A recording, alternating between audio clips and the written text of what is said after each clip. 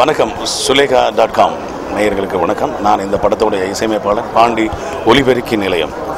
இந்த படத்தோட இசையமைப்பாளர் கவி பெரிய தம்பி பேசுகிறேங்க.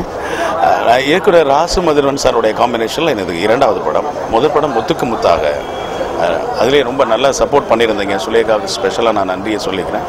விமர்சனங்கள் அழகாக சொல்லியிருந்தீங்க.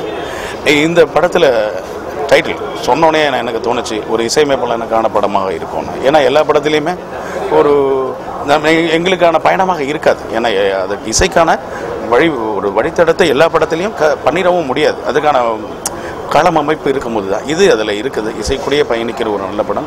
5 பாடல்கள் பண்ணியிருக்கோம். 5 பாடலில் 2 பாடல் துள்ளல் இசை, குத்து பாடல்கள். இப்போது தவிர்க்க முடியாத ஒரு பாட்டுகளை ஒத்துக்கொள்ள வேண்டியது குத்து பாடல்கள். 2 மெல்லிசை பாடல்கள் அருமையாக வந்திருக்கு.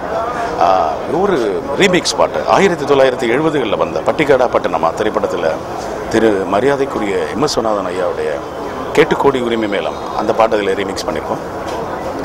அந்த பாடலே ஒரு அழகான ஃபியூஷன் ஃபென்டாஸ்டிக்காக பண்ணியிருப்பார். அப்போ அதோட இசை போக்க சிதைக்காமல், அதோட இசை அழகை குலைக்காமல் அதில் அழகாக பண்ணியிருக்கோம். படமாக்கப்பட்ட விதம் ஒரு இசையமைப்பாளனுக்கு மிகப்பெரிய சப்போர்ட்டாக இருக்குது எனக்கு. ஏன்னா ஆடலுடன் பாடலை கேட்டு ரசிப்பதிலே தான் சுகம்ங்கிற மாதிரி ஒரு என்ன பாட்டு பண்ணியிருந்தாலும் அதை சரியாக படமாக்கி கொண்டு போய் மக்கள்கிட்ட கொடுக்குற பொறுப்பு ஒரு இயக்குனர் கையில் தான். ஒரு அருமையாக பண்ணியிருக்காரு. அவர் வழக்கமான படங்கள்லேருந்து மாறுபட்டு அதாவது குடும்ப உறவுகள், அது உணர்ச்சிகளுடைய பதிவுகளில் எப்போதுமே பதிச்சு அதில் தனக்கு பெயர் எடுத்தவர்.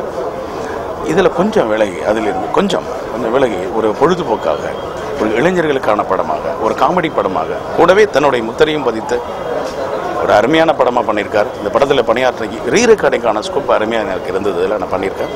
ஒரு வெற்றி படத்தில் இருக்கிறங்கிற சந்தோஷத்திலிருந்து இப்போதைக்கு விடைபெறுகிறேன்.